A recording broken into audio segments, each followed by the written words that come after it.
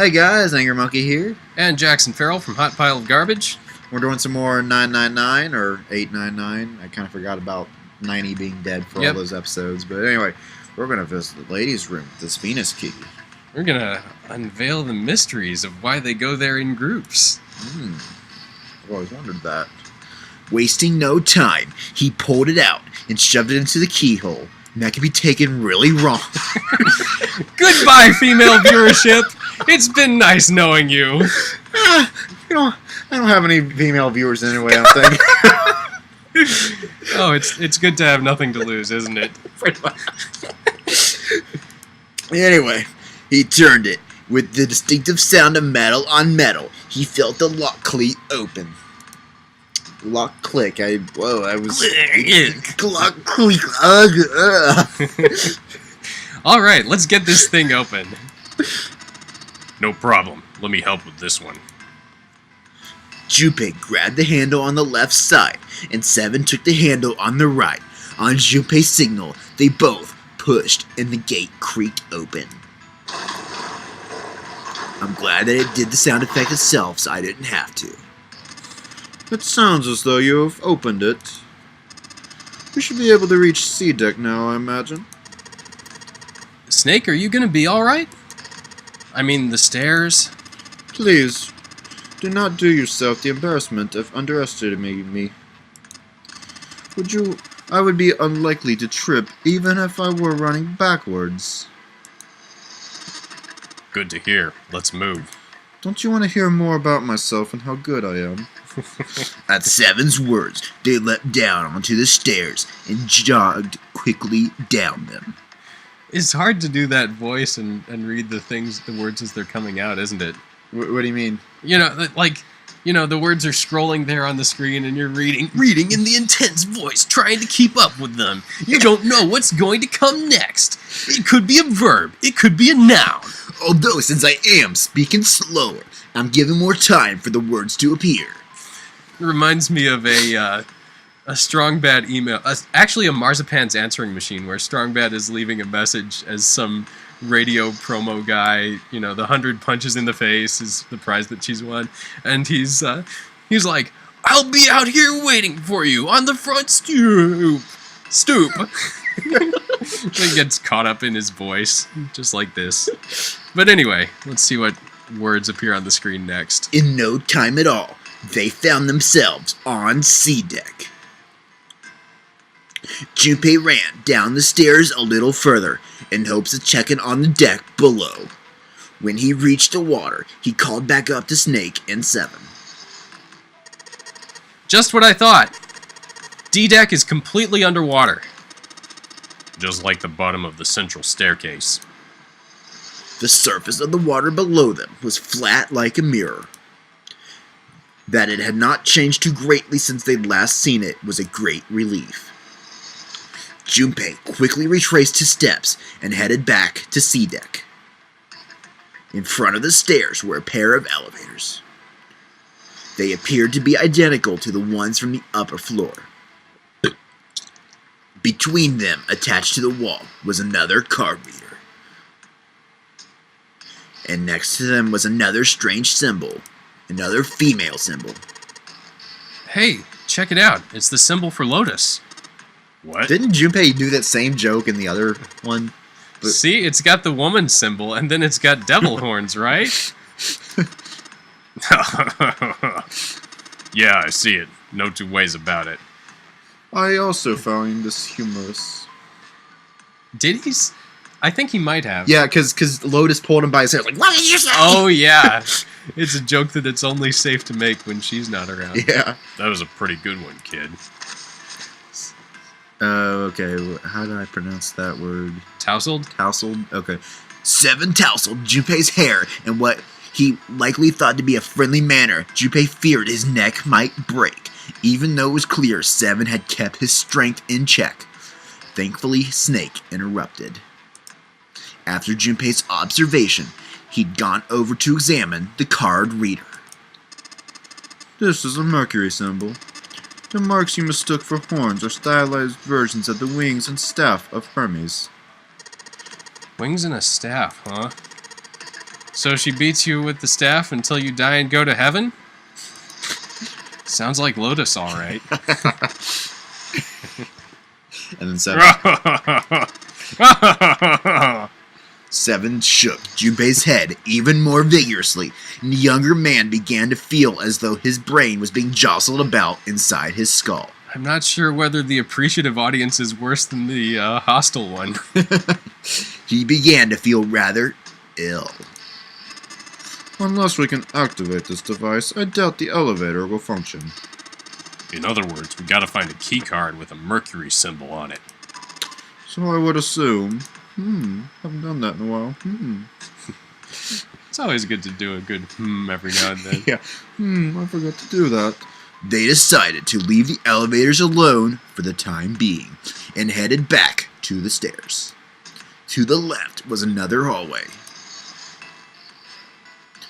I always thought this door looks like it's open or something, because you could kind of see the light coming out. I've noticed that in all the times, but we never go in that room.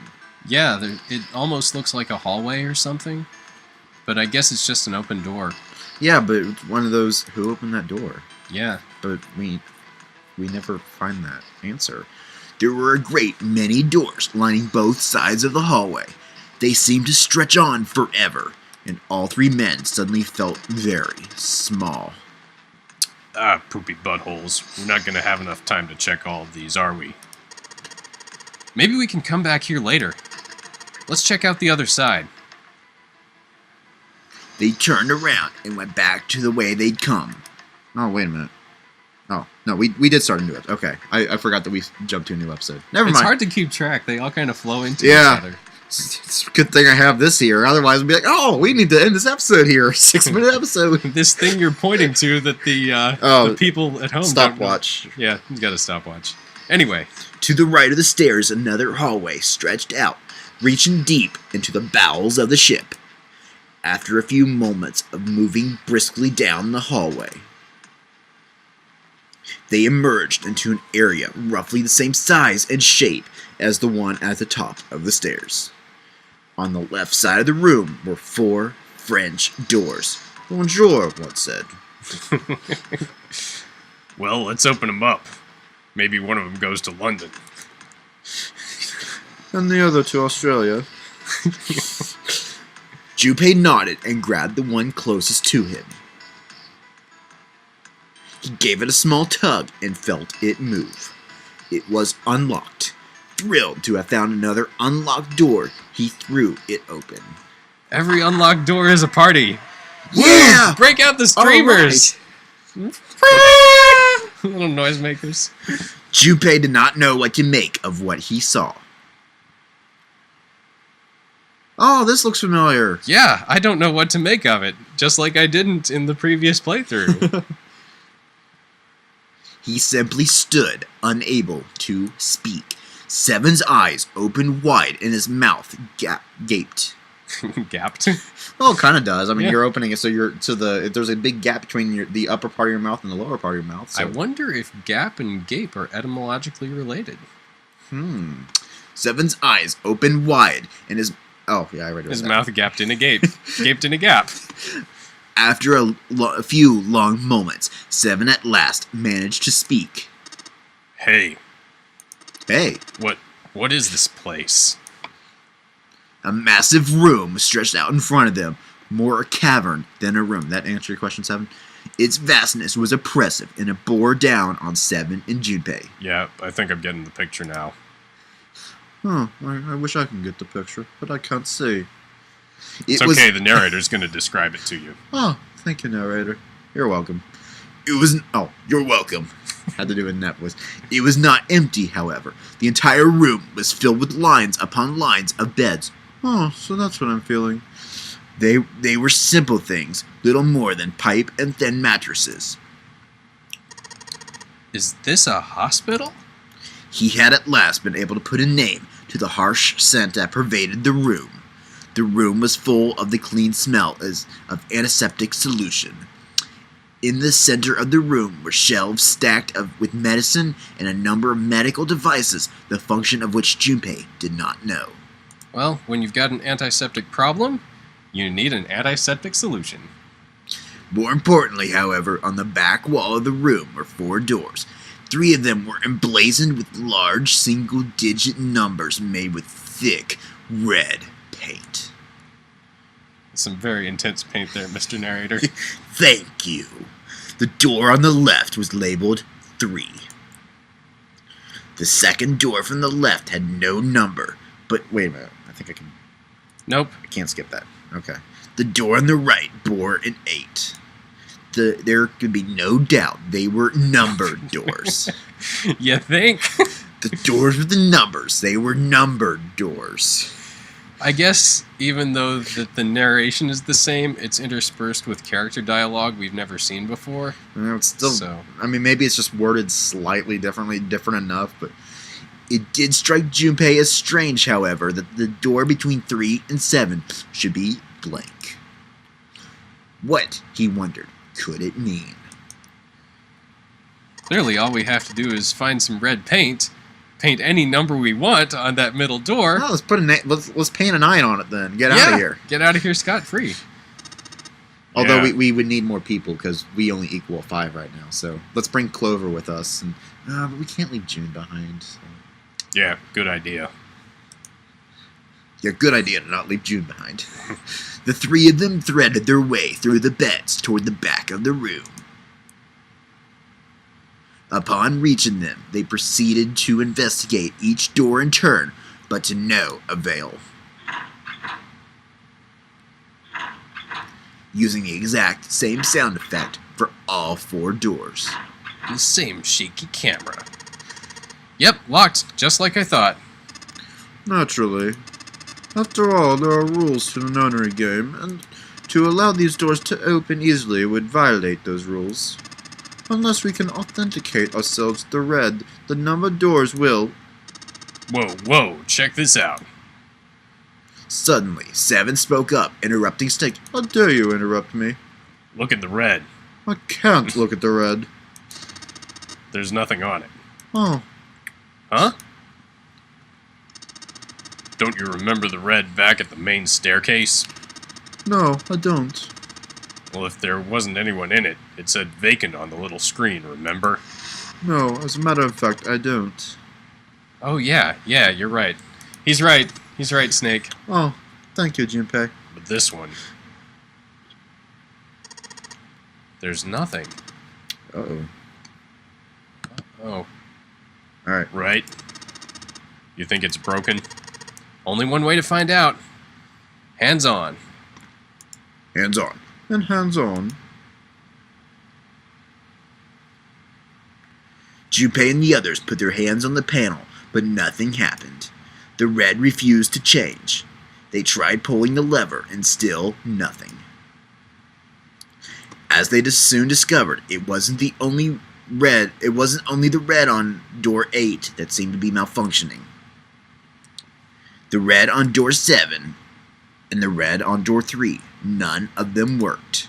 What they wondered did it mean? They've gotta be broken. Man, that punk. I didn't think Zero was the kind of guy who'd screw around with something like this. Whoa. Zero's been prepared for everything so far. And you're saying he's gonna make a mistake now? Well, that's the only thing I can think of. This thing ain't working at all. While Junpei and 7 talked, Snake busied himself with examining the red. After a time, he lowered his hands and spoke. It seems as if some of the internal hardware has been removed. Internal hardware? That's what I said. Take a look at the underside of the red, if you please. Junpei obliged and bent over to look at the underside of the device. A long, thin slit ran along the bottom of it. We should probably wrap this up pretty soon. Mm-hmm. Maybe when they move away from the red here. Okay. As he looked harder, he realized it was more of a slot than a slit, whatever the difference is, and that it was clearly meant to accommodate some manner of electrical device. The other 2 reds were the same. Something had clearly been removed from all 3 of them. I get it. So the reds aren't working because somebody pulled out their guts. So I assume. But why? And who? I mean, it doesn't really make sense.